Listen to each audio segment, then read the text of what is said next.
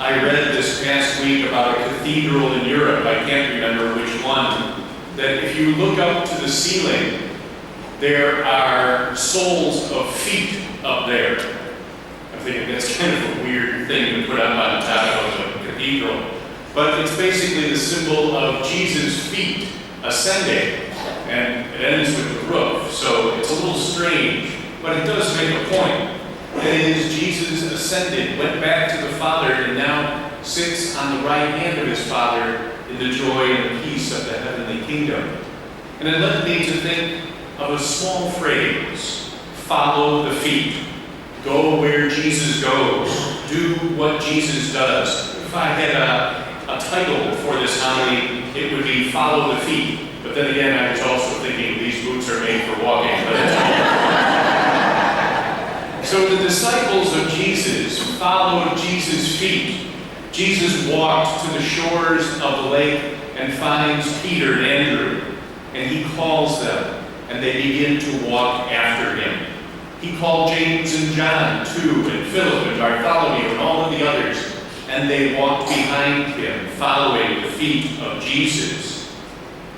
They walked to Samaria and Galilee and Capernaum. They walked to territories that were purely Jewish and other territories that were not, which broke down the borders of that time. So Jesus and his disciples walked, and they preached, and they healed. They even woke the dead. Lazarus is risen from the dead. So Jesus walking was a miraculous thing.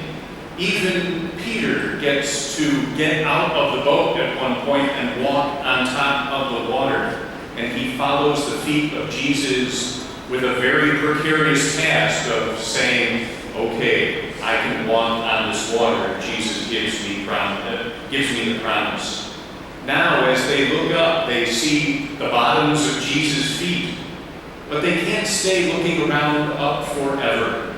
They have to look around at the people around them and say, now we have to follow Jesus' feet like he walked through all of those different towns, Samaria, Galilee, etc. We have to follow Jesus' feet in this world.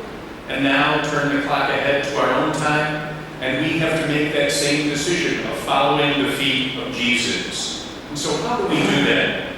Pope Francis, first of all, has said that if we really want to follow in the footsteps of the Lord, we will have a heart for those who are lost. That is, people who don't seem to have their bearings, or people who have used their feet to walk away from their faith.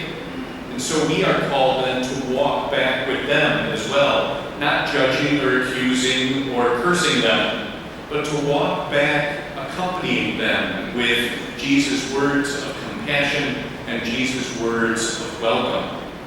Jesus also walked throughout different territories, healing people and forgiving those who were around him. So following the feet of Jesus means to be a person of healing, of compassion, of forgiveness. Also, we are called then to walk toward those who are sick and help them, to feed the hungry and to visit the imprisoned, and even to dance for joy as well at all of the wonders and the blessings that exist in this world. So we can ask ourselves, how are we supposed to walk then? Well, maybe there's someone who is sick or having a difficult time in your family, and you, using your feet, are walking right there beside them. You may not be able to alleviate every pain and suffering that they are feeling, yet at the same time, by your presence, by your walking with them and following the feet of the Lord, you are caring for them.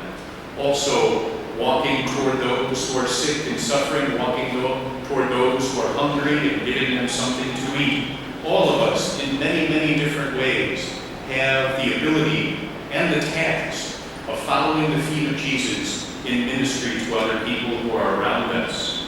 And so we can pray this morning, Lord, help us to follow your feet, wherever those feet may take us, into new experiences that may be a little scary, new times that may make us wonder where you are. But following your feet means to follow your example of love and care for others. Help us to imitate your ministry in our lives so that all people may be one in you. May we follow your feet with joy in our hearts and minds. Amen.